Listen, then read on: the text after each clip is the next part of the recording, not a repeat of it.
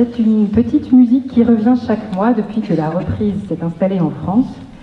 Les entreprises peinent à recruter. L'enquête BMO d'avril 2018 enregistre un bond de 19% des projets de recrutement par rapport à 2017. Et c'est presque un employeur sur deux qui présume que ces recrutements seront difficiles. Que font les entreprises qui peinent à recruter? C'était le titre d'un article du Monde d'il y a 15 jours. Reprenant un baromètre sur les PME mis en place par le Lab de BPI et le centre Rexecode, l'article indiquait que 80% des patrons expliquent ces difficultés par l'absence de candidats, ou plus précisément par le manque de profils adaptés. Face à ces difficultés, le sondage révélait que 60% de ces entreprises font évoluer leur politique de recrutement. Elles y dédient des moyens supérieurs, elles baissent leurs exigences, elles augmentent les salaires et où elles tendent à proposer des CDI plutôt que des CDD. Alors comment des entreprises attirent et intègrent des entreprises qui n'ont pas le niveau de qualification ou d'expérience attendu? C'est le sujet donc, du premier temps de cette journée, avec donc le témoignage de 5 entreprises dans le domaine de la restauration collective, du transport logistique, de l'agriculture, de la menuiserie et de la propreté. Vous allez pouvoir poser des questions, mais le temps nous est un peu compté, donc on va prendre 2 questions entre chaque entreprise. Donc merci de les préparer. Les micros vont circuler dans la salle à cette fin. S'il nous reste un petit peu de temps à la fin, on essaiera de reprendre voilà, un temps de réponse à vos questions, mais je n'en suis pas certaine. Alors, Madame Le Coëdic, bienvenue. Merci de nous faire l'honneur d'être là, parce qu'en plus, ça a été un petit peu compliqué pour vous.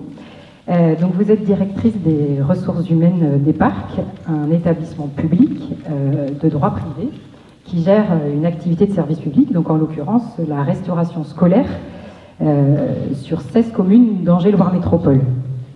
Donc 13 000 repas par jour, 215 salariés. Quelles sont les difficultés que vous rencontrez pour recruter? Bonjour à tous. Alors je rectifie 16 communes plus la ville d'Angers. C'est pour ça qu'on a 13 000 repas aujourd'hui. Voilà. On sert toutes les écoles primaires et maternelles de la ville d'Angers, plus 16 communes environnantes. Alors, moi, j'ai été confrontée à des problèmes de recrutement, effectivement. Parfois sur certains métiers de manière très précise, beaucoup sur les métiers techniques, tels que la maintenance, le magasinage. Actuellement, je suis en recrutement pour 3 postes de magasinier, je peine à recruter. Sur la partie cuisine aussi, voilà, les cuisiniers, ce sont des recrutements qui sont compliqués. Et de plus en plus sur le service à table, où nous avons des serveuses dans les restaurants scolaires qui servent les enfants. Et ce sont des métiers qui sont depuis quelques années montés en compétences. Et on a beaucoup de mal à recruter et à trouver du personnel en phase avec les compétences qu'on recherche. Quand on a des candidats, parce que parfois on n'a pas de candidats, moi j'ai été confrontée à des recrutements où j'avais 2 ou 3 personnes qui se présentaient, et quand on a des recrutements où on a du personnel, enfin des personnes qui se présentent, eh bien les compétences sont pas toujours en phase. Voilà. Et quelles actions mettez-vous en œuvre pour tenter de remédier à ces difficultés? Alors moi j'ai travaillé essentiellement sur les recrutements qui me posaient le plus de problèmes et là où j'avais vraiment besoin de candidats. Donc tous les ans j'ai besoin de serveuses en restaurant scolaire, parce que ce sont les postes où j'ai le plus de turnover. J'ai été confrontée à ces difficultés de recrutement maintenant depuis 4-5 ans. Et donc j'ai travaillé avec Pôle emploi, qui m'a proposé qu'on puisse travailler sur ce qu'on appelle les MRS, donc qui sont des méthodes de recrutement par simulation.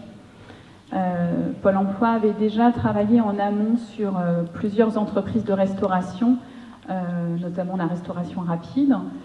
Donc le principe, c'est qu'ils avaient une batterie de tests, donc on a pu nous adapter à notre activité. Donc on a travaillé ensemble sur l'ensemble de ces tests On les a adaptés et certains de nos salariés ont passé ces tests-là pour pouvoir mettre un seuil minimum acceptable par rapport aux résultats attendus. Et donc ensuite, maintenant que c'est en place, depuis 4-5 ans, je travaille avec cette méthode-là pour pouvoir recruter le personnel de service en restauration scolaire. Et quelles sont les aptitudes évaluées par la MRS ? Alors je pense que ma collègue pourra témoigner tout à l'heure. On cherche essentiellement des personnes qui savent comprendre les consignes, compter, faire face au stress, parce que c'est vrai que quand on est en phase de service à table entre midi et 13h et puis qu'il faut pouvoir servir les enfants, il y a une phase de stress très importante. Il y a aussi des aptitudes d'organisation. Donc voilà, tout ça, ce sont des compétences qui sont évaluées lors du passage de ces tests. Et ensuite, quand les personnes ont passé la MRS, eh bien moi je les reçois en entretien. Et là, du coup, je peux plus me focaliser sur l'aspect personnalité et puis voir un petit peu si ça match avec l'entreprise. Quel a été l'apport de l'usage de la MRS dans vos recrutements ? Eh bien aujourd'hui, j'ai beaucoup plus de candidats puisque je ne sélectionne plus au CV. C'est-à-dire que les personnes, toute personne peut passer, peut être en phase avec la MRS. Et donc on travaille plus sur des compétences transposables. Vous aurez le témoignage de ma collègue tout à l'heure. Madame Cousin, rien ne l'a prédestinée à travailler avec nous. Et voilà, pourtant aujourd'hui, elle est avec nous et elle fait partie de l'équipe de serveuse en restaurant scolaire. Voilà, donc ça me permet une ouverture et ça me permet d'avoir plus de candidatures sur un secteur où j'avais vraiment, on était vraiment en tension. Et sur ensuite l'intégration des personnes, leur durée dans l'entreprise, est-ce que ça change quelque chose ? Alors oui, ça a changé quelque chose parce que forcément le fait d'ouvrir et de travailler sur des compétences qui sont transposables, tout ce qui peut s'acquérir dans l'entreprise, c'est-à-dire chez nous les méthodes d'hygiène, la méthode HACCP, toutes ces choses-là, nous on fournit la formation.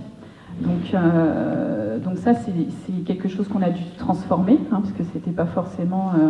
c'était fait, mais pas de manière aussi soutenue. Et puis, on a proposé aussi, depuis ce temps-là, une phase d'intégration. C'est-à-dire que les personnes qui sont recrutées ont 15 jours d'intégration sur les restaurants scolaires. Donc c'est vrai que c'est un coût, mais ça a aussi permis de réduire le nombre de départs sur les périodes d'essai. Et ça nous permet de contenir plus notre personnel. Mais voilà, on a dû aussi s'adapter au fait de ne pas avoir des personnes avec tel diplôme, telle compétence technique. L'entreprise a dû s'adapter. Mais je dirais au moins, dans les phases de recrutement, voilà, quand j'ouvre des postes pour 4-5 postes, j'ai à peu près 30 personnes qui sont conviées en réunion collective et après sur les NRS. Alors peut-être avant de passer la parole à Madame Cousin, sur ce métier de service à table sur lequel vous cherchez du personnel, est-ce que vous pouvez en dire quelques mots aux conseillers pour connaître un petit peu l'environnement et les conditions de travail ? Oui, c'est un poste qui est au contact des enfants. Les serveuses en restaurant scolaire sont pour nous l'image de l'entreprise auprès des enfants. Donc elles sont là effectivement pour s'occuper du service à table. Elles sont là pour accompagner l'enfant sur le temps du repas, pour transmettre toutes les valeurs qui sont liées au repas. Parce que chez nous, une serveuse n'est pas là que pour nourrir l'enfant, mais aussi pour l'accompagner, pour le rendre autonome sur le temps du repas, lui transmettre les valeurs de ce repas, parce qu'aujourd'hui on travaille beaucoup sur le gaspillage alimentaire et quand on souhaite qu'il n'y ait pas de gaspillage, il est important d'expliquer aux enfants comment ça a été fait, surtout que on travaille essentiellement sur les valeurs traditionnelles, parce que l'ensemble des repas sont faits de manière traditionnelle en cuisine. Donc les serveuses sont là aussi pour expliquer cela. Et puis après, il y a toute la partie hygiène des locaux Et hygiène lors du temps de travail, où c'est très important parce que voilà, on est quand même face à un public sensible. Donc il faut vraiment, il faut que les personnes soient très strictes avec les procédures. Mais voilà, je pense que la meilleure personne pour témoigner, c'est Madame Cousin, puisqu'elle est au quotidien dans un restaurant scolaire en face des enfants. Alors Madame Cousin, donc vous avez commencé par ces tests de MRS. Racontez-nous. Eh ben, les tests, dans une première vue, c'est vrai que ça dure sur 4 heures le matin, donc je me suis dit c'est assez long, mais après c'est vrai que c'est quand même plutôt, ça concorde bien avec le travail quand même qui est demandé, parce que pendant 4 heures de service, on doit être vraiment vigilant et attentionné, et il faut vraiment bien faire attention. Donc. Alors qu'avez-vous fait comme épreuve? Comme épreuve. Lors des MRS, par exemple, vous pouvez nous raconter? Il y a plusieurs exercices, alors sur l'habilité, un petit peu sur la compréhension, la logique. Il y a un petit travail d'équipe aussi avec les autres candidats. Il y a vraiment plein d'exercices divers, plusieurs exercices. Et dans des temps bien définis, quoi, avec un chronomètre. Donc c'est quand même assez stressant, mais après, ça, par rapport au travail, c'est vrai que c'est un peu ce qu'on nous demande aussi, parce que bon, on a des temps limités. Au niveau de la compréhension, au niveau de la mémorisation, il faut bien mémoriser les enfants par rapport aux différents régimes alimentaires. Il faut vraiment être vigilant pendant la durée du service. Donc, et vous, quel a été votre parcours avant d'arriver chez Eparc? Alors de formation, j'ai un BEP secrétariat. Et puis après, j'ai fait 7 années d'industrie agroalimentaire et métallurgie. Et voilà, avec des horaires assez contraignantes, donc j'ai voulu, puis un métier qui ne me passionnait pas forcément plus que ça, donc j'ai voulu me réorienter vers la petite enfance qui m'attirait, avec des horaires, parce que j'ai 2 enfants en bas âge, donc qui concordaient mieux avec ma vie de famille. Et puis du coup, avec l'aide d'une conseillère Pôle emploi, ils m'ont proposé l'Eparc, et avec débutants acceptés, parce que du coup j'avais postulé sur différentes entreprises, et manque d'expérience, manque de formation, donc des refus. Et du coup, grâce au test, ça m'a permis de rentrer. Vous avez pu vous présenter même si vous n'aviez jamais travaillé précédemment dans une entreprise de restauration scolaire. Voilà. Très bien. Et aujourd'hui, vous en êtes où chez Eparc? Vous êtes arrivé depuis combien de temps? Depuis 1 an et demi. 1 an et demi, et puis du coup, là, j'ai fait pas mal de remplacements, ce qui m'a permis de voir un peu toutes les sortes de serveuses, les méthodes, et puis plusieurs façons de s'organiser, et puis ça aide dans la formation. Et puis là, depuis 8 mois, je suis stabilisée sur une école, et puis donc j'ai pris mes marques, et puis voilà. Merci. Y a-t-il des questions? Alors, les micros sont à proximité. Voilà, ils se tiennent à votre disposition. Nicolas et Marie-Josée sont à proximité de vous.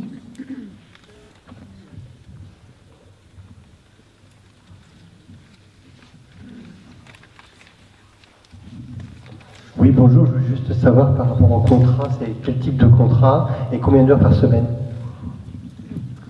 On est sur des contrats intermittents, puisqu'on est lié à l'activité de la restauration scolaire, donc les vacances, il n'y a pas d'activité à proprement dit. Et donc on est sur du temps partiel intermittent. Donc l'amplitude horaire s'étale entre 11h et 17h. 17h30 sur certains restaurants scolaires, mais pas plus.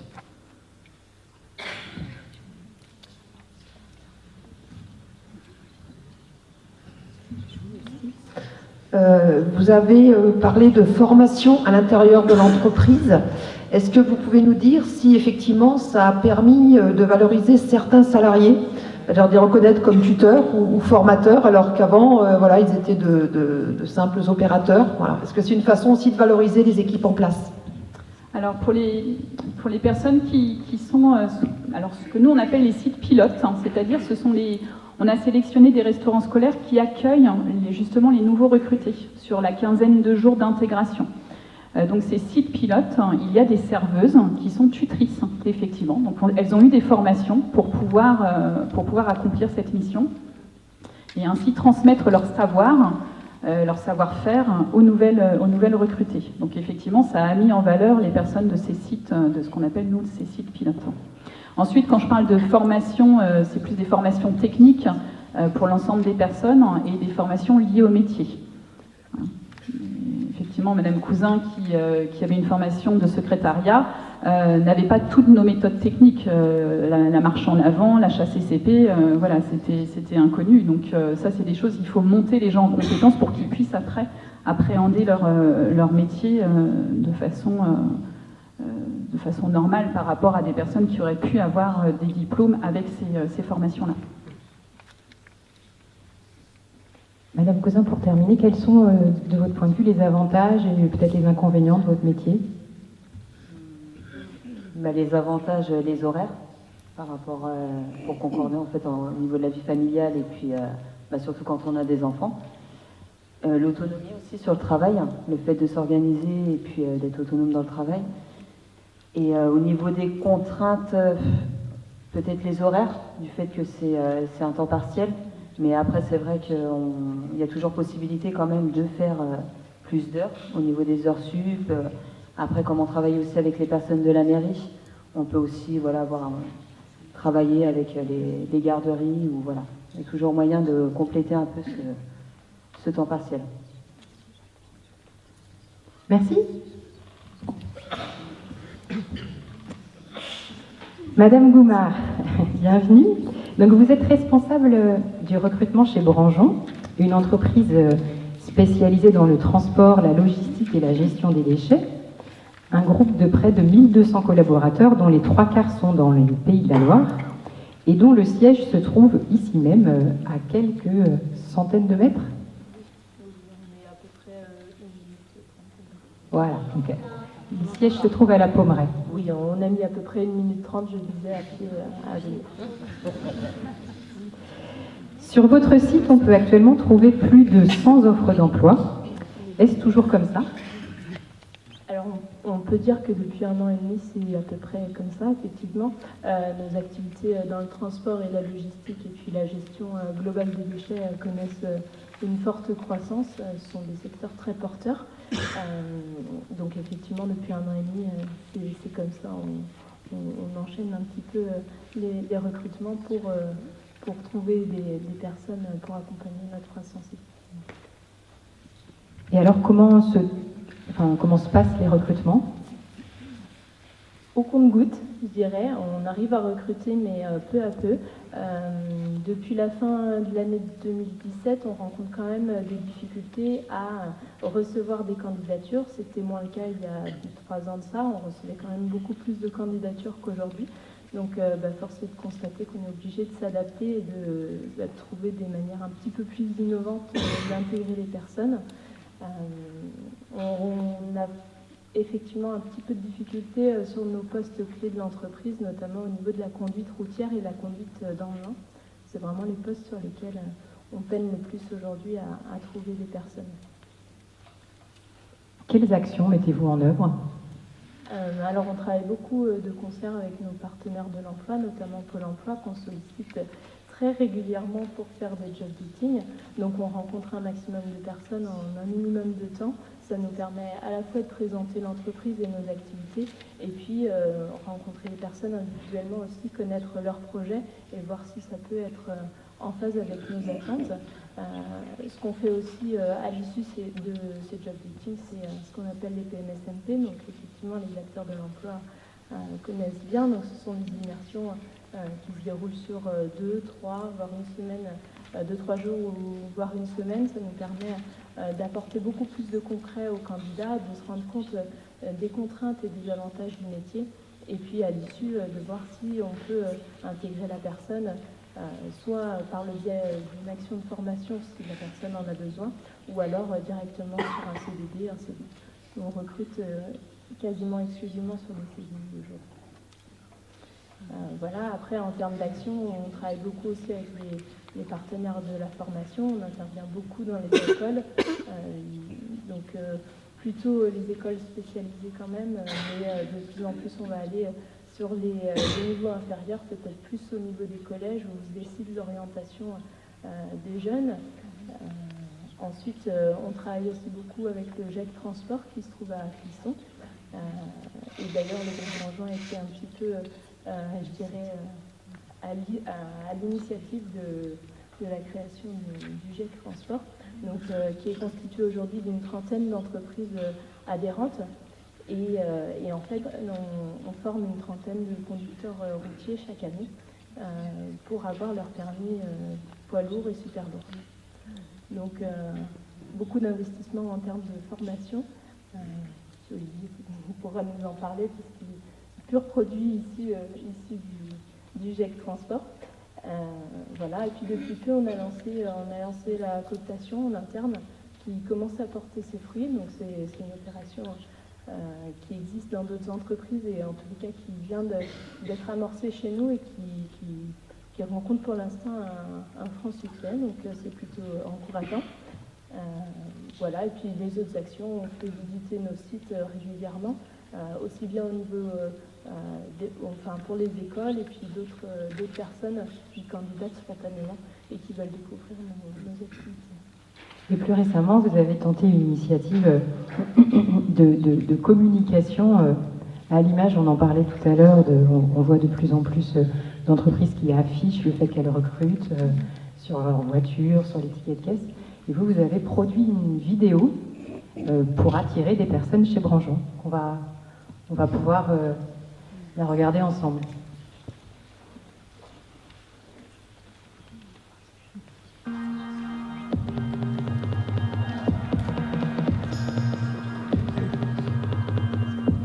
Branjon, c'est une entreprise qui a 100 ans, nous sommes 1200 salariés. Notre cœur d'activité, c'est le transport, la logistique et la gestion globale des déchets.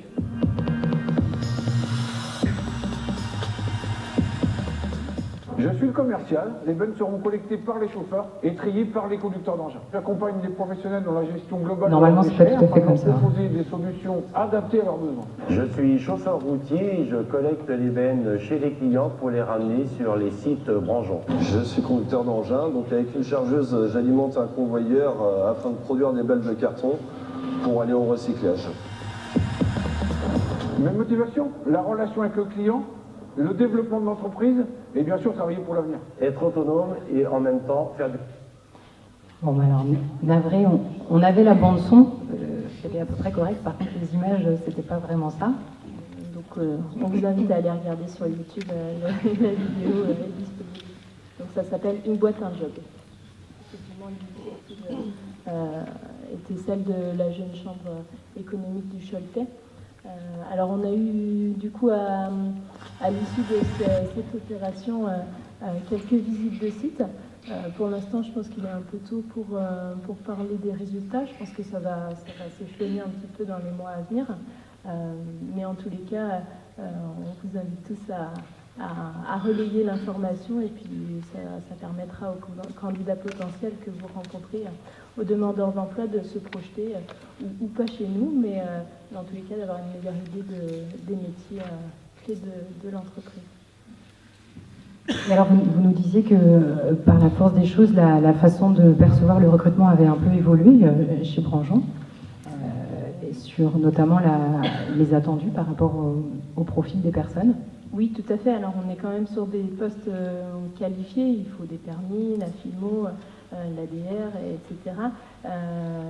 Pour autant, aujourd'hui, notamment le Pôle emploi nous permet d'avoir des dispositifs liés à la formation. Je pense notamment au dispositif de POEI qu'on utilise quand même régulièrement, ce qui permet à une personne qui, par exemple, a son permis C, son permis CE, mais qui n'a pas sa FIMO, d'avoir un financement mutuel, je dirais, entre le Pôle emploi, l'OPCA et puis aussi l'entreprise, donc de participer à sa formation. Et puis, au-delà de ces dispositifs, on étudie d'un peu plus près les CV qui, il y a 3 ans, nous semblaient quand même très éloignés de nos attentes.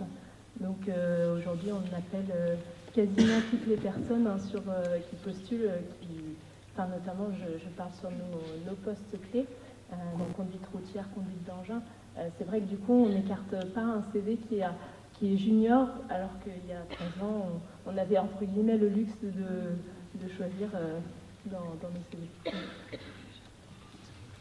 Alors comment vous faites pour choisir? Quels sont les critères pour choisir les personnes? Alors vous voyez par exemple, pour les contrats pro en conduite routière, Généralement, je ne fais même pas de tri, en fait, j'invite tout le monde en session collective. Et donc à cette occasion, on présente nos activités et ensuite on se rencontre individuellement sur un petit temps dans un premier temps. Et puis ensuite, on se revoit en entreprise si le projet déjà correspond de prime abord. Donc en fait, typiquement sur les contrats pro, je ne fais aucune sélection. Je rencontre tout le monde. Très bien. Alors, on va peut-être avoir une illustration avec Monsieur Taureau, donc qui effectivement n'était pas dans le transport il y a encore quelques années. Est-ce que vous pouvez nous raconter un peu votre histoire? C'est ça. J'ai commencé d'abord par un BEP à maçonnerie, 2 ans de formation, et après j'avais continué par un BP chef d'équipe maçonnerie. Donc après j'ai été embauché en CDD dans le coup par la même entreprise. Et puis j'avais envie de changement, j'avais envie de voir aussi un peu ailleurs, donc c'est vrai que le métier de transport me plaisait aussi. On pouvait en voir sur le chantier ou autre. Donc j'ai rencontré la personne chargée de recrutement chez les Transports Branjon, qui m'a fait aussi rencontrer le GEC Transport de Clisson. Et j'ai été embauché, j'ai commencé une formation en janvier 2014. Donc j'ai passé mes porteurs, donc mes permis C. Ensuite, la FIMO, les matières dangereuses, donc l'ADR, et le permis super lourd. Et une fois tous ces permis-là en poche, j'ai été embauché directement en CDI chez les Transports Branjon. Et comment ça s'est passé, votre rencontre avec Branjon? Comment vous les avez connus? Le chargé de recrutement, je le connais depuis très longtemps, donc je l'ai contacté directement, donc c'était très facile. Donc, après, toute personne qui a envie de venir chez les Transports Branjon, ils vont juste aller à la maison mère, quoi. Mais non, ça s'est fait très simplement. Puis après, de toute façon, ils expliquent tout, ils prennent tout en charge, donc c'était assez rapide. Donc le réseau personnel a été facilitant. Oui, voilà. Aujourd'hui, est-ce que vous êtes satisfait de ce changement et peut-être quels sont, de votre point de vue, et en plus vous avez la possibilité de comparer après avoir exercé 10 ans dans la maçonnerie, quels sont les points positifs et les points négatifs du métier de chauffeur? Les points, je ne vois pas trop de points négatifs, parce que j'aime ce que je fais maintenant, je suis bien dedans. Les points positifs, c'est vrai qu'il y a la flexibilité des horaires, on peut commencer de très bonne heure et finir vers 5h, 5h30, donc c'est bien quand même. Après, le relationnel avec le client, on va chez pas mal d'entreprises, et puis voilà, après, c'est être aussi un peu solidaire, on est tout seul dans la cabine, donc c'est vrai que non, c'est ce qui me plaît. Après, je vois pas trop l'inconvénient. Très bien. Des questions pour Monsieur Taureau et pour Madame Goumard? Bonjour, Sébastien Le Calvet, Mission Locale. Alors j'avais une question par rapport on n'a pas pu voir la fin de la vidéo, mais est-ce que vous êtes aussi un peu orienté vers le public femme, puisque nous, de notre côté, lorsqu'on travaille sur des recrutements, on s'aperçoit que ça attire autant, d'ailleurs pour des postes de conducteurs ou en logistique, de plus en plus de femmes. Est-ce que c'est une réalité pour vous dans le cadre de vos recrutements? Oui, tout à fait. Alors, on a des postes qui sont plus adaptés que d'autres à la gente féminine au niveau du transport. Typiquement, le poste qu'occupe Olivier Taureau, alors vous l'avez un petit peu vu sur la vidéo, mais c'est un petit peu coupé, mais il est sur du camion remorque en Pyrrole, qui demande quand même un petit peu de manutention. Ils sont pas forcément sur ces postes-là, mais en revanche, en porteur, on a effectivement quelques femmes qui occupent ces postes-là. En conteneur aussi, en Normandie, on a quelques femmes et de plus en plus, effectivement, à postuler, et notamment en contrat pro, les sessions collectives sont de plus en plus féminines. Donc, non, aujourd'hui, on n'a aucun critère à ce niveau-là, peut-être uniquement sur certains postes qui demandent énormément de manutention, où là, en tous les cas, on émet une petite réserve là-dessus, mais c'est pas la majorité de nos postes, effectivement. Donc, bien sûr, les femmes sont les bienvenues chez nous. Donc, relayer cette information aussi avec grand plaisir.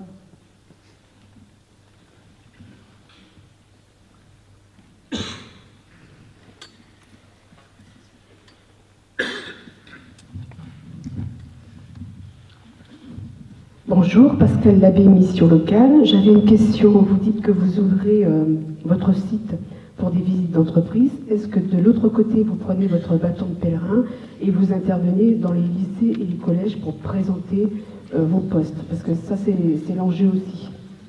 Oui, tout à fait. On a la chance d'avoir une personne qui est dédiée à la marque employeur chez nous aujourd'hui et qui d'ailleurs est en relation avec Madame Morillo pour organiser tout ça. Effectivement, elle prend son bâton de pèlerin, c'est elle qui est dans le bus à présenter aux jeunes et je crois qu'on a déjà travaillé avec la mission locale. Alors, vous dire quel site, c'est vrai que vous êtes assez nombreux, je ne saurais pas, mais effectivement ma collègue pourrait vous le dire, on le fait et elle présente toutes les activités du groupe. Ça se passe généralement à Cholet, puisqu'en fait l'ensemble de nos activités sont représentées sur le site de Cholet. Ouais. Les moyens que vous dédiez au recrutement chez Bourangin, vous êtes combien? Depuis lundi, 5. Vraiment quasiment exclusivement dédié au recrutement. Donc après, il faut savoir qu'on intervient, on a 42 sites dans l'ouest de la France, donc on se déplace du Havre à Bordeaux et on a un site aussi depuis peu du côté de Lyon. Donc on a pas mal de déplacements associés à nos activités de recrutement aussi. 5, oui, ça fait beaucoup, mais il faut ça. Je pense que ça va faire rêver Monsieur Burgevin. Merci. Donc, Monsieur Burgevin, vous êtes arboriculteur à Saint-Herblain, donc commune nouvelle de Vers-sur-Loire en Loire-Atlantique, située à côté d'Ancenis. Et vous êtes également président d'une coopérative fruitière, la SCAFLA. J'hésitais avec SCAFLA, mais c'est la SCAFLA. Donc 15 producteurs.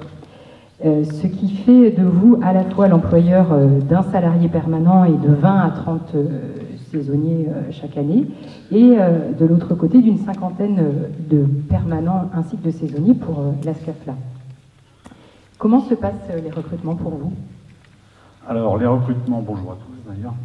Les recrutements, c'est assez difficile dans le milieu agricole. C'est pas un milieu qui est très attractif. Des fois, on a l'eau, on a le froid, des choses comme ça. Donc, déjà, il faut des gens motivés. Aujourd'hui, il y a deux niveaux. La partie saisonnière, c'est-à-dire la cueillette, principalement la cueillette des fruits, qui est presque sur 3 mois. Donc là, on essaie de trouver le maximum de personnes et j'ai des collègues. Alors nous, on est des petites structures, je dirais, on est 15 producteurs, à peu près d'une taille égale, donc il faut une vingtaine, une trentaine de personnes. On est quand même à peu près tous dans le même secteur, donc on commence à avoir un peu de mal, mais il y a des collègues qui ont besoin de 200, 300 personnes, et là, ils font appel à de la main-d'œuvre plutôt étrangère. Ce qui n'est pas si simple que ça, parce qu'il faut mettre en œuvre, je dirais, des logements, des choses comme ça, et pas facile à mettre en œuvre à ce niveau-là. Donc, toutes les personnes s'inscrivent, je dirais, directement chez le producteur, ou du moins via aussi peut-être Pôle emploi. Après, c'est sur le terrain qu'on voit si ça passe ou ça casse, parce qu'il y a des gens qui sont malheureusement pas compétents même pour ramasser des pommes. On a quand même un aspect économique à tenir. Et ces gens-là, on ne peut pas les garder parce que ça ne peut pas aller, quoi. Voilà. Donc c'est du recrutement direct et du test direct sur le verger. Après, on a la deuxième partie qui est en station, donc la station SCAFLA, qui regroupe 15 producteurs. C'est 10 000 tonnes de fruits. Qui sont vendus, alors qui sont stockés, conditionnés et vendus à la moitié à peu près à l'exportation. Donc là, c'est plus un travail régulier qui peut être, je dirais, de décembre à aujourd'hui, donc beaucoup plus long. Là aussi, sur la région d'Ancenis, alors on trouve du monde, mais on sent que ça se tend fortement. C'est vrai que cette région d'Ancenis, il y a beaucoup d'entreprises, je dirais, qui avancent, tant mieux, c'est une bonne chose, mais toutes les entreprises aujourd'hui commencent à dire, oula, c'est plus difficile à trouver du monde. C'est du travail, je dirais, entre guillemets, non qualifié. On voit les personnes, qu'est-ce qu'elles font? Elles prennent des pommes, elles les mettent dans les caisses ou dans les emballages différents. Voilà. donc deux métiers un peu différents, à la production, à la cueillette et à la station, où là, alors par contre, le cadre est très bien, parce qu'on a, enfin, on a la chance. On a eu la malchance, il y a 3-4 ans maintenant, de brûler sur Carquefou. On était sur Carquefou, et on a tout reconstruit sur Ancenis. Alors on avait, je dirais, parce que maintenant ça évolue, hein, en 4 ans, on avait la plus belle station d'Europe, à un moment. On peut en être fier, parce que tout était neuf.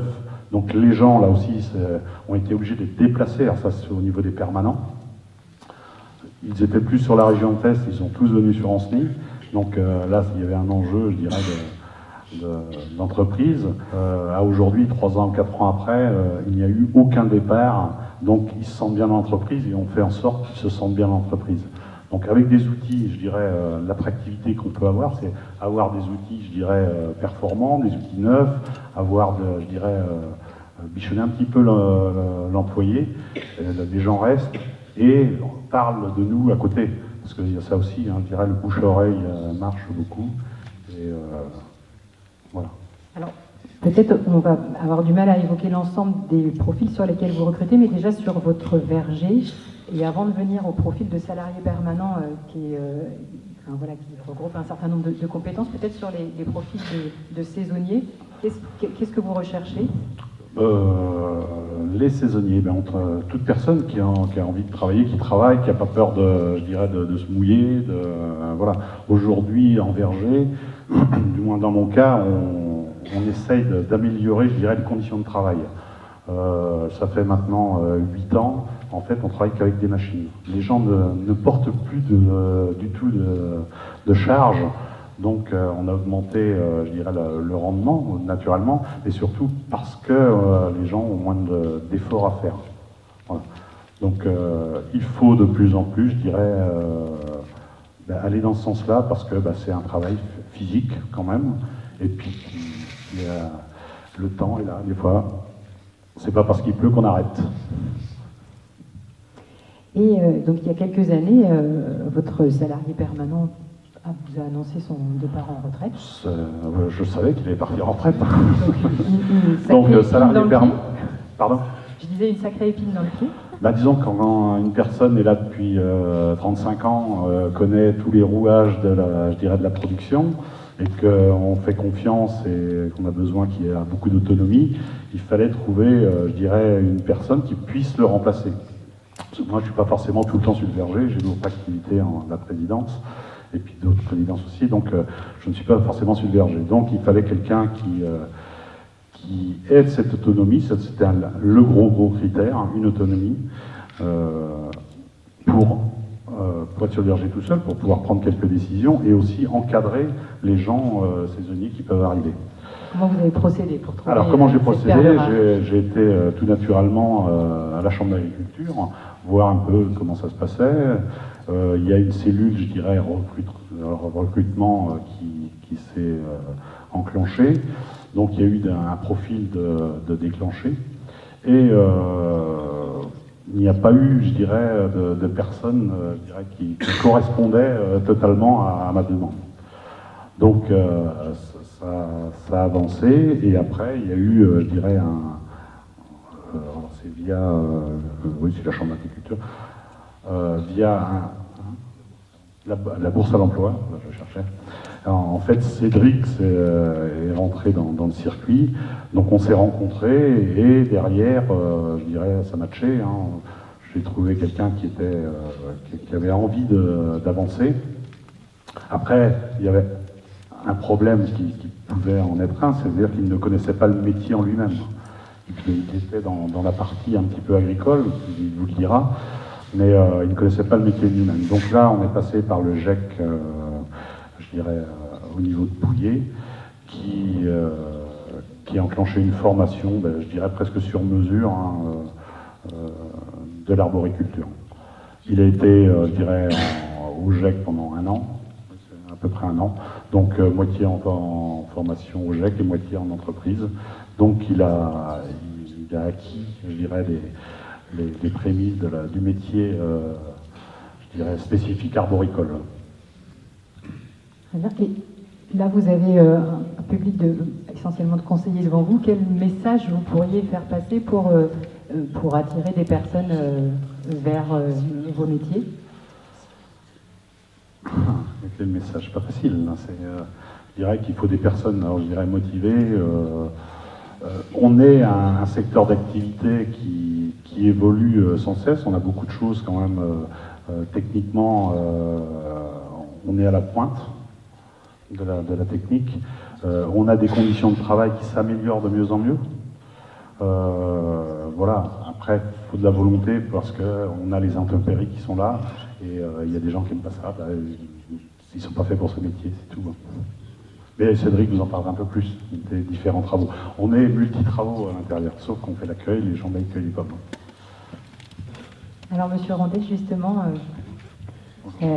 donc aujourd'hui, vous êtes salarié de l'entreprise Burgevin, tandis qu'en 2014, vous installez des systèmes d'arrosage. Qu'est-ce qui s'est passé? Il s'est passé un petit peu... donc, je travaillais dans une entreprise spécifique dans l'arrosage automatique. Donc voilà, on installait des systèmes dans toute la France. Donc j'étais en déplacement en permanence, toute l'année, quoi. Et du coup, bon, c'était stressant, j'étais jamais chez moi. Pour fonder une famille, c'est compliqué. Donc je me suis dit, allez, je me lance, je cherche autre chose, je me reconvertis. Et l'agriculture, bon, j'ai toujours été attiré plus ou moins par l'agriculture. Donc je savais ce que je voulais pas. C'était plus compliqué de savoir ce que je voulais. Parce que moi, l'arboriculture, à la base, je connaissais pas du tout. Donc je sais que je voulais une culture longue, pérenne. Donc bon, il n'y en a pas 36, verger, viticulture et arboriculture. En arbo, c'est plus compliqué et j'ai trouvé en viticulture, pardon, c'est plus compliqué. Arboriculture, j'ai trouvé tout de suite une offre. Donc Laurent cherchait un permanent. À la suite de ça, j'ai rencontré Marc Lejalet, un responsable à la chambre du recrutement, qui m'a proposé donc le GEC d'intégrer déjà de rencontrer Laurent, d'aller voir un verger, parce que j'en avais jamais vu sur Internet. Alors, vos premières impressions? Moi, c'était plutôt bien, ça correspondait à ce qu'on voit sur Internet.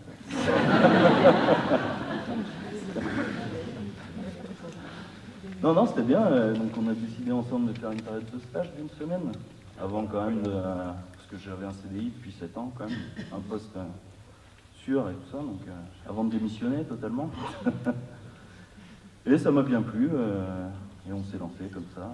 J'ai intégré le GEC, et au bout d'un an, voilà, on s'est dit. Comment s'est passée votre formation avec le GEC et qu'est-ce que ça vous a apporté? Ah bah ça m'a apporté beaucoup de choses. Comme je vous dis, je connaissais rien du tout à l'arboriculture, donc je suis tombé sur des personnes très compétentes. C'est des techniciens donc, qui font la formation. C'est vraiment très intéressant, très intéressant, et du coup ça préparait bien au métier, enfin ce qu'on nous demande quoi, au final, en l'arboriculture. À la fin de la formation, vous vous sentiez relativement armé? Ouais, j'étais plutôt à l'aise quoi. Non, très bien. Voilà.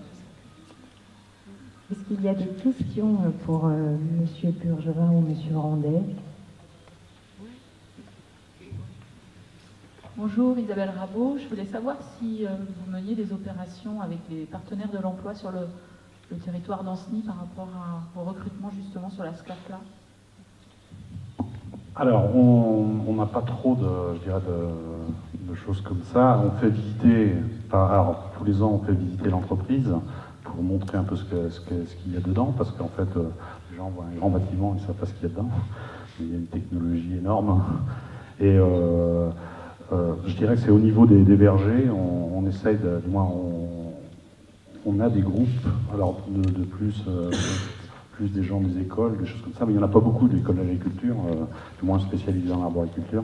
Donc on fait venir ces gens sur le terrain pour leur montrer ce qu'est l'arboriculture. Et par déclinaison, ce qui se passe à la station, parce que c'est deux choses un peu différentes. Mais en station, c'est pas facile de faire rentrer les gens dans la station, parce que c'est de l'agroalimentaire, comme pour rentrer la Charlotte, tout ça, il n'y a même pas le droit, de faire visiter plus de 10 personnes, 15 personnes en même temps pendant que les chaînes tournent. À la limite, on pourrait faire visiter quand ça ne tourne pas, mais c'est pas intéressant. Donc c'est moins intéressant.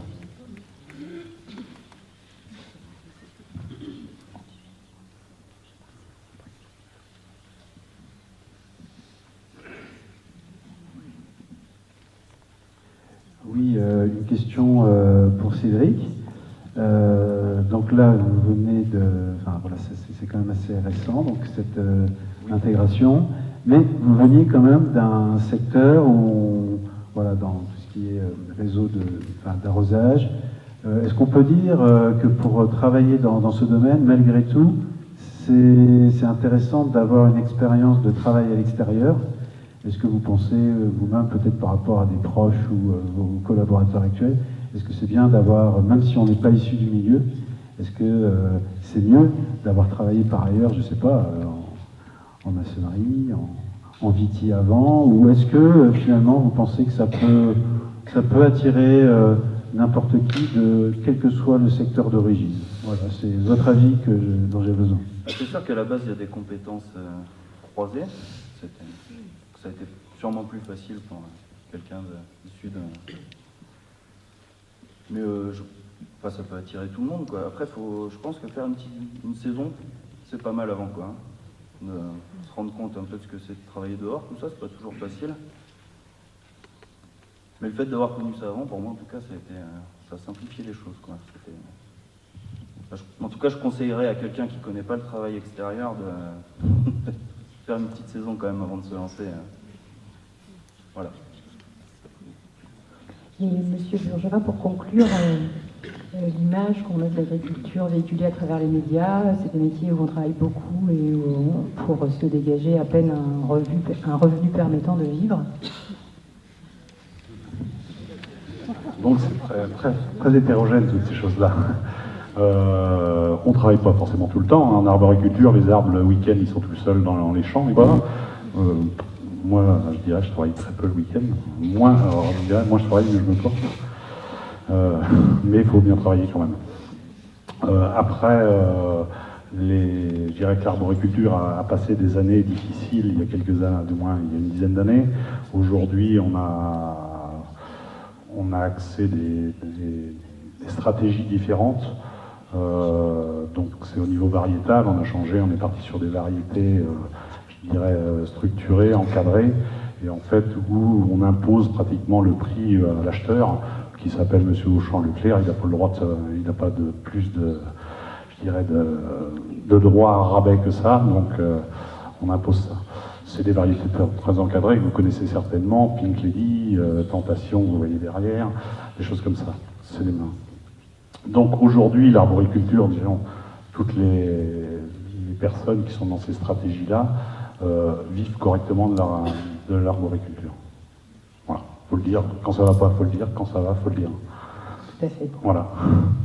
Merci. Ça peut attirer, parce que derrière, il y a l'emploi, je dirais, des CDI, mais il y a la transmission des entreprises qui arriveront, je dirais, qui arrivent régulièrement, mais dans une dizaine d'années, il va y avoir de nombreuses entreprises qui vont être à transmettre.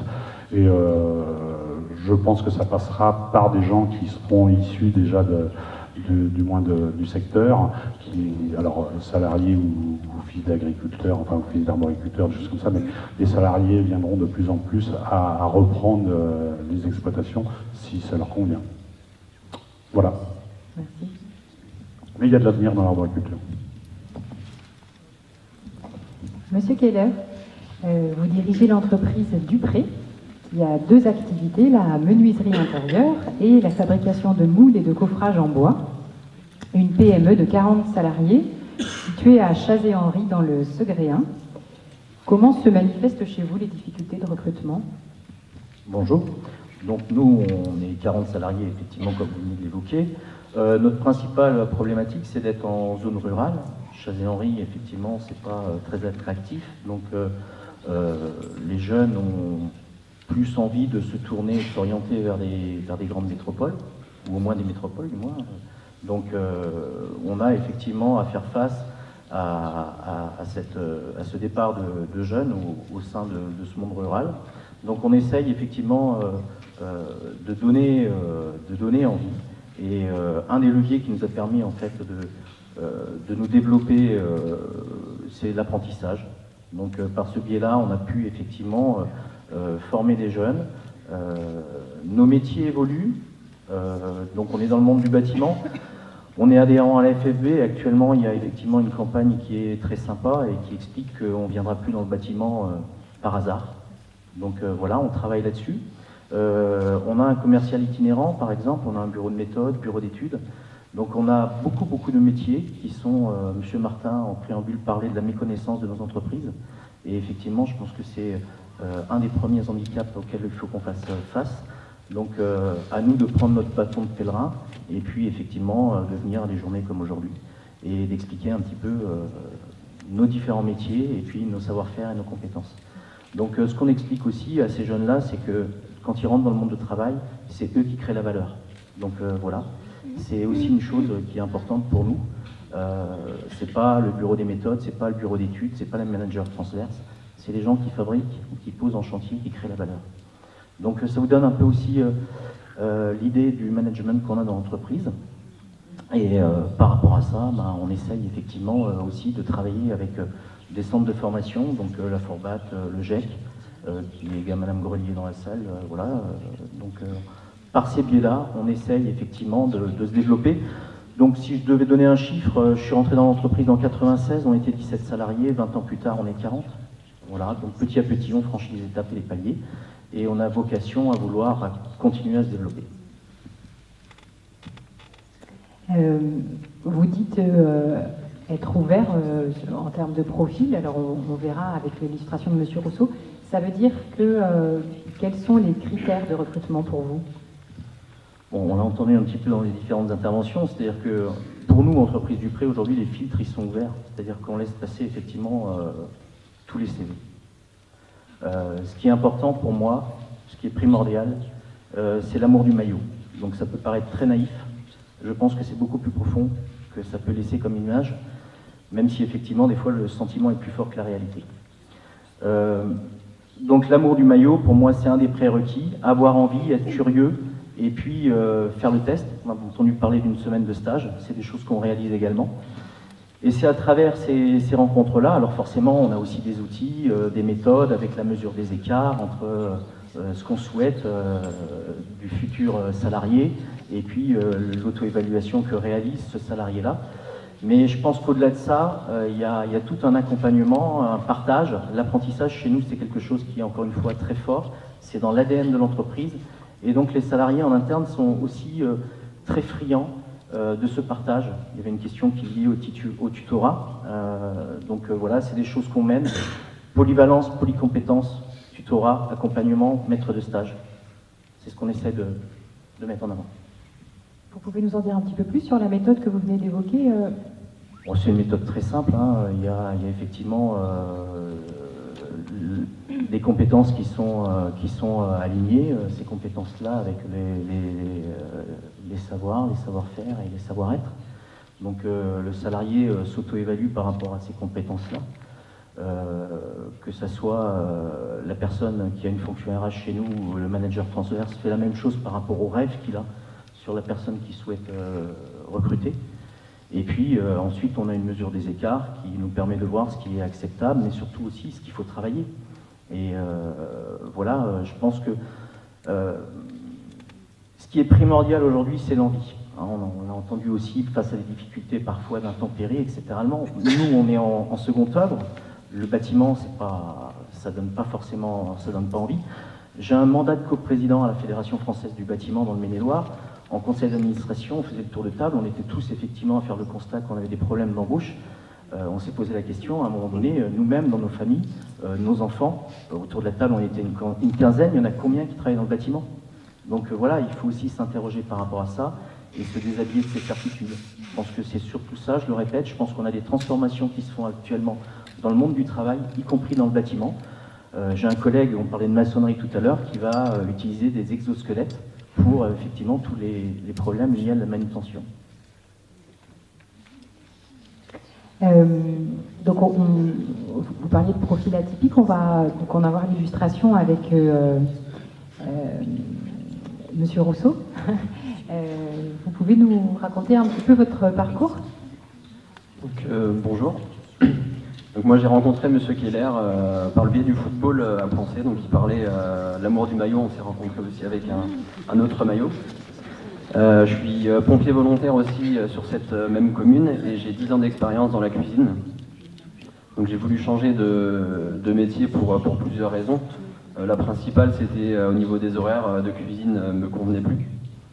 Donc je suis allé voir monsieur Keller, il m'a proposé une formation pour connaître le métier de la menuiserie via le GEC Pro 49. Et donc actuellement je suis en contrat de professionnalisation en alternance avec l'AFPA Angers pour pouvoir avoir mon CAP en février prochain. Et alors entre la cuisine et la menuiserie, quelles sont les différences, peut-être les points communs? Les points communs, c'est le travail en équipe. Donc moi j'ai toujours aimé travailler en équipe. Le travail manuel et métier de fabrication. Donc c'est pas du tout la même fabrication, mais on reste quand même du produit brut à quelque chose de concret à la fin. Et ce changement, vous en êtes satisfait? Oui, je suis très satisfait de la formation. Je suis bien entouré par des professionnels qui m'expliquent tout au long de la formation vraiment le métier de la menuiserie. Et Monsieur Keller, un profil comme celui de Monsieur Rousseau, qu'est-ce que ça change dans l'entreprise? Alors ça change beaucoup de choses déjà, donc je disais en préambule, pas de filtre. Donc effectivement on est prêt à accueillir ceux qui ont envie et si on a des postes à pouvoir. Ce que je trouve particulièrement riche dans ce genre de démarche, c'est en fait quand on a un apprenti, effectivement il sort du milieu scolaire.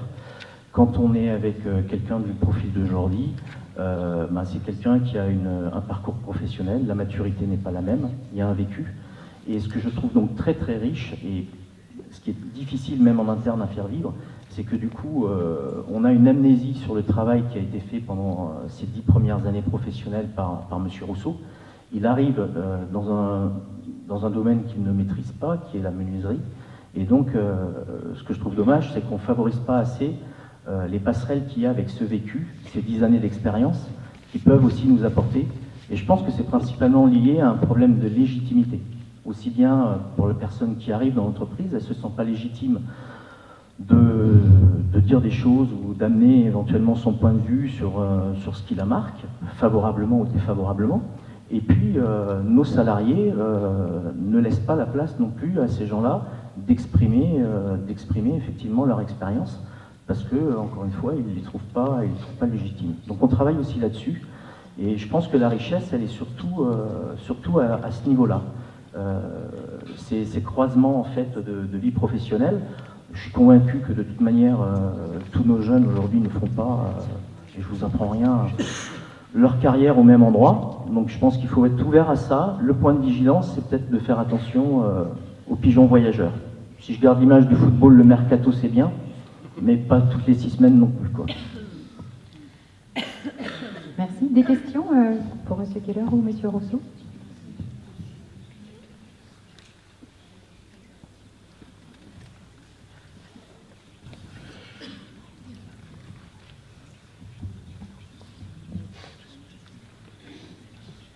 Il doit y avoir des personnes du Ségréen dans la salle.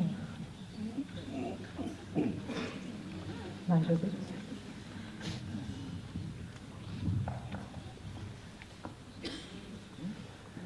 Vous avez parlé d'apprentissage, c'est un sujet qui nous tient à cœur, évidemment. Nous concernant notre équipe, on est implanté sur Vignoble Nantais, donc tissu économique local essentiellement composé de PME qui recherchent notamment du personnel dans la menuiserie, industrie et autres secteurs. Vous avez, donc parlé d'apprentissage, donc là on est souvent sur des profils jeunes, c'est notre public. De notre côté, on s'est aperçu que en termes d'orientation professionnelle, lorsqu'on a des questions sur des filières possibles pour ces jeunes-là, eh bien il faut que, pour notre public en tout cas, il faut qu'ils voient le cadre, il faut qu'ils puissent s'apercevoir des matières, de la couleur, de l'ambiance, de la température. Enfin, c'est tout un tas de choses sur lesquelles on est en train de travailler.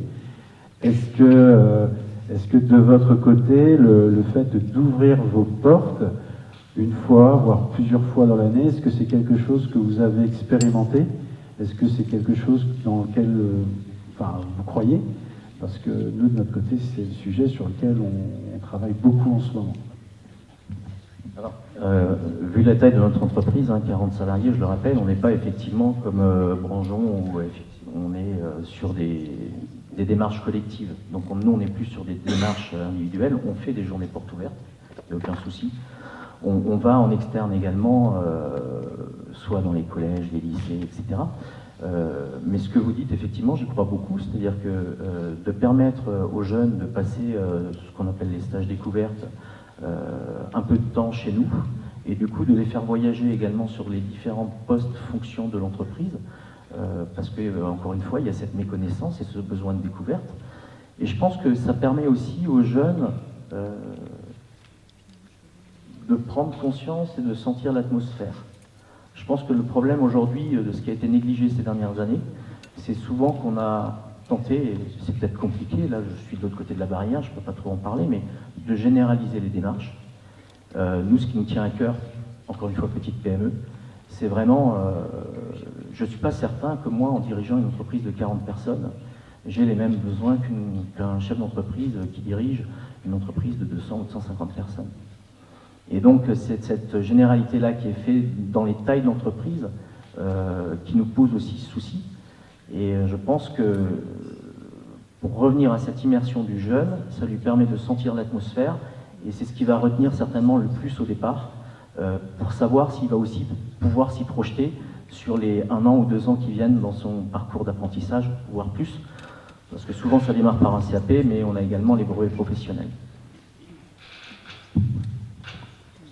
Merci. Pour finir cette séquence de témoignages, Monsieur Boudin, vous êtes responsable d'agence chez Elior Service, une entreprise nationale de propreté et d'hôtellerie de service. En Pays de la Loire, cela représente 250 salariés. Le recrutement chez Elior, cela se passe comment? C'est compliqué. Sur tout type de poste, j'ai des difficultés de recrutement. Je manque de candidats sur les postes d'agent de service, de chef d'équipe, d'agent de maîtrise. Tous les postes de l'entreprise, je cherche, je manque de candidats. J'ai un exemple en date. Dernièrement, on a ouvert un site sur le 49 à Saint-Georges.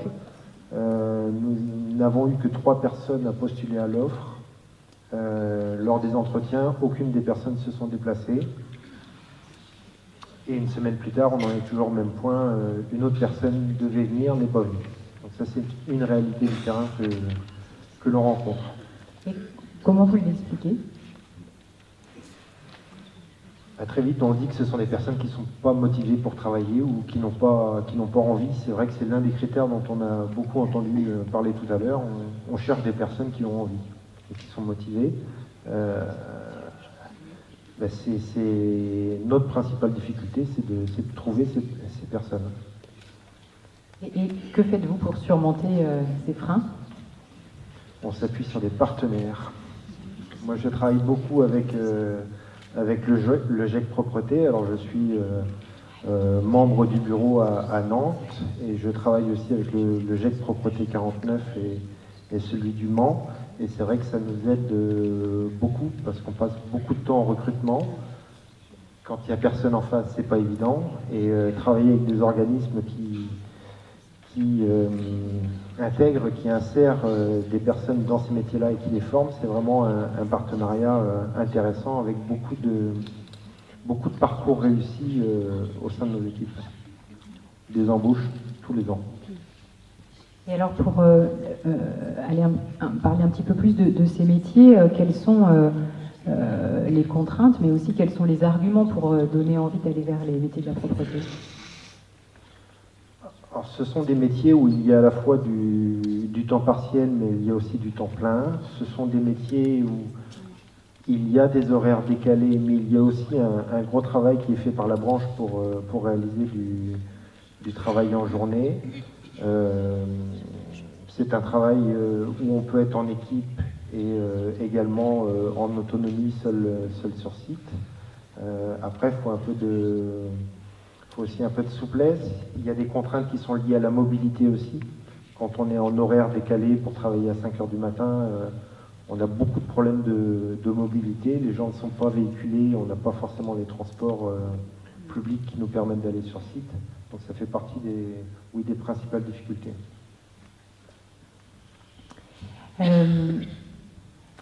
Monsieur Kaba, vous avez découvert le secteur de la propreté il y a quelques années. Racontez-nous comment ça s'est passé. Oui, bonjour. Alors le secteur de la propreté, je l'ai découvert par hasard. J'ai commencé par un bac, j'ai fait un bac STG en comptabilité. Et comme c'est en général, du coup, j'avais pas d'expérience, je voulais faire une alternance en BTS et je trouvais pas. Donc du coup, je me suis inscrit dans une boîte d'intérim où j'ai fait 2 semaines de remplacement pour faire du nettoyage, enfin dans la propreté. Et je m'attendais à pire en fait. Sauf que voilà, c'était pas si compliqué que ça. Et j'étais inscrit aussi à Pôle emploi qui m'ont orienté vers le GIEC, où je suis parti découvrir un peu le métier de la propreté, ils m'ont expliqué un peu comment ça se passait et tout ça. Et enfin, ça m'a plu parce que j'ai vu qu'il y avait des perspectives d'évolution là-dedans. Et j'ai fait 1 an de formation. Et à la fin de la formation, j'ai rencontré l'entreprise Elior qui m'ont proposé au début un CDD et après ça s'est converti en CDI, où j'ai fait 1 an et demi de contrat et après j'ai voulu aussi avoir des diplômes aussi parce que j'avais un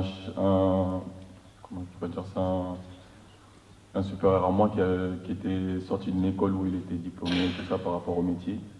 Donc du coup j'ai proposé, j'ai demandé si je pouvais faire avoir des diplômes et aussi évoluer. Donc ils m'ont proposé de faire une alternance à l'INI, l'école INI, dans CFA, où j'ai fait un bac en 1 an, HPS.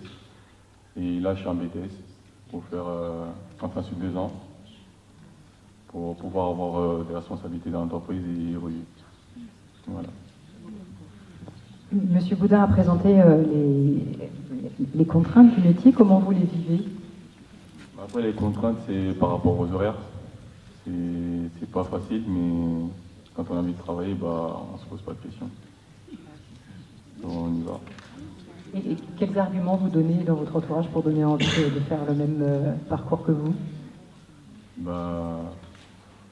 pense que c'est un peu mal vu. Enfin, pas bien vu par rapport à certaines personnes qui sont un peu dévidées sur le métier. Tant qu'on l'a pas vécu, on ne peut pas savoir comment ça se passe vraiment. Mais il y a des perspectives d'évolution, ça se passe bien. Il y a des contraintes comme dans toutes sortes de métiers. Quoi. Et sinon ça se passe bien. Et votre avenir, vous le voyez comment? Pour le moment, je suis en BTS, mais j'espère continuer peut-être en licence ou en master. Voilà. Donc dans la propreté, on peut évoluer. Oui. Des questions?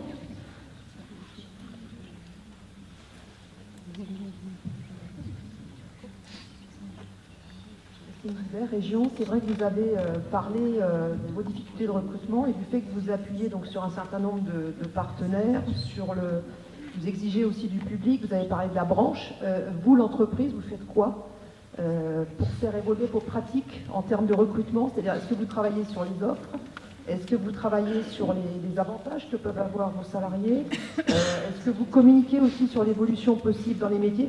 Qu'est-ce que vous pouvez faire, vous, entreprise, pour donner aux personnes envie de venir vous rencontrer et de postuler sur les offres? Alors dans les partenaires, j'ai cité tout à l'heure les GIEC Propreté. C'est vrai que je travaille aussi beaucoup avec les CFA, donc Ibrahima fait partie d'un CFA puisqu'il continue un diplôme. Je travaille aussi avec d'autres associations ou entreprises d'insertion pour identifier certains candidats et les faire venir dans le métier. Parce que ce qu'a dit Ibrahima, c'est il avait déjà, en arrivant dans le métier, il avait déjà une image négative du métier. Donc ça, ce sont pour les partenaires avec qui on travaille. Au niveau de l'entreprise, oui, on communique beaucoup sur l'apprentissage pour intégrer de jeunes talents. Alors moi, je ne vais pas parler de tout ce qu'ils font parce que je ne sais pas le promouvoir complètement, mais oui, on travaille beaucoup sur l'apprentissage et intégrer des jeunes. Alors ça se fait via Facebook, les réseaux sociaux, LinkedIn, par tous les biais, et on participe aussi à des forums emploi, par exemple, pour faire venir les personnes. On travaille aussi sur aller vers le temps plein. Ça aussi, c'est quelque chose, on s'est rendu compte que, bon, déjà, il y a une chasse parfois au temps partiel, donc on travaille sur des constructions de temps plein, sur un métier où on est... l'une des contraintes du métier aussi, c'est que beaucoup d'agents se retrouvent multi-employeurs. Donc on essaye d'intégrer les personnes, de les fidéliser dans le temps.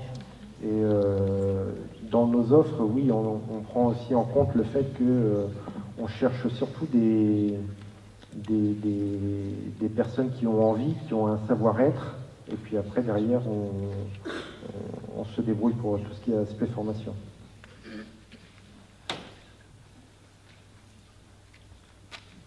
Nicolas. Céline Bertrand. On a une latitude sur quelques questions, parce qu'on a quelques minutes. Oui, bonjour. Ma question est autour des critères de choix. Tout à l'heure, vous posiez... Est-ce que ça marche? Oui, ça marche. Tout à l'heure, vous posiez une question sur les critères de choix qu'une entreprise pouvait avoir lorsqu'elle recrute. Dans une période où il y a donc une reprise économique, les futurs salariés ont aussi des critères de choix concernant les conditions de travail et les conditions de salaire. Donc, c'est une question que j'aurais posée à tout le monde. Là, on est sur la branche propreté. Qu'est-ce qu'on peut dire concernant les conditions qui attirent les salariés? C'est pour vous, M. Cava, qu'est-ce que vous cherchez, hein? Qu'est-ce que vous recherchez dans votre travail? Est-ce que la branche travaille aussi ce côté-là? Là, je ne vais pas pouvoir répondre sur la branche, sur ce qu'elle fait. C'est vrai qu'on est économiquement, on est toujours... les enjeux sont toujours serrés, les prix auprès de nos clients sont pas... On a du mal à faire passer les augmentations, donc avoir des écarts ou augmenter les salaires, c'est toujours quelque chose de difficile. Après, je pense que c'est... localement, c'est aussi plutôt le bien-être des salariés au sein de l'entreprise. On essaie un peu de les bichonner, c'est ce que j'ai entendu tout à l'heure. On veut les garder quand on a des jeunes ou des talents, on fait en sorte qu'ils restent dans l'entreprise. Donc après, ça peut être en termes de confort de travail. Moi, je sais que par moment, je travaille, certains agents ont des difficultés liées au déplacement, ils ont un véhicule, mais ils ont des frais d'essence qui sont très importants pour se déplacer d'un site, par exemple à Nantes, d'un bout de Nantes à l'autre bout de Nantes. On essaye de travailler sur rapprocher leur site pour faciliter leur quotidien. Après, c'est de la formation ou leur faciliter la vie aussi sur ce type d'aspect.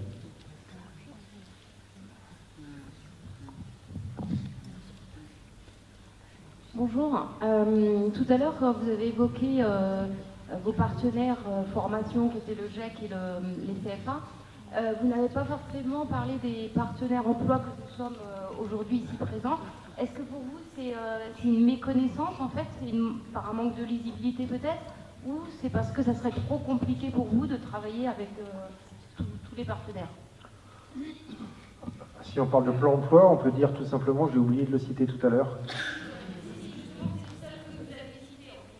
Pôle emploi.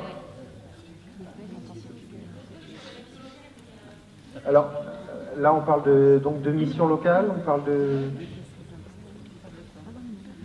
Alors, en fait, on est plusieurs. Hein. Effectivement, il y a Pôle emploi, la mission locale, il y a Cap emploi. Moi, je représente le réseau des MIF, nous sommes des espaces emploi portés par des communautés de communes. Donc, on travaille à proximité. Voilà. Alors, on essaye, moi, j'essaye de travailler avec tous les organismes qui peuvent aussi m'accompagner. Moi, au niveau de mon agence, je n'ai pas de structure RH véritablement dédiée. Donc c'est moi-même qui passe du temps sur ce sujet et mes agents de maîtrise. C'est pas toujours évident de lier des actions, des partenariats qui portent vraiment leurs fruits dans la durée. Moi, je sais que, par exemple, je me suis rapproché, j'avais une habitude de travail avec Cap Emploi, moi, sur les postes que j'avais à proposer, le temps partiel ou des petites heures à droite à gauche, sur certaines villes, ça ne les intéressait pas. Je n'ai pas creusé les autres villes. Certaines missions locales, certaines avec qui ça marche, on a pu trouver des solutions, d'autres on a du mal parfois à les contacter. Je n'écarte... c'est ouvert sur tous les champs. Et si je peux participer à ce type de journée aussi, c'est pour trouver des idées, faire des échanges de cartes de visite. Il n'y a aucune porte fermée. Vous manquez de temps peut-être pour aller à la rencontre de tous les partenaires. Et je manque de temps. Merci. Donc plusieurs outils ont été cités pour accompagner le recrutement de profils atypiques. Les GEC, utilisés par 4 entreprises sur 5 ce matin, un signe de la pertinence de cet outil. La méthode de recrutement par simulation a été également citée, les immersions, l'alternance.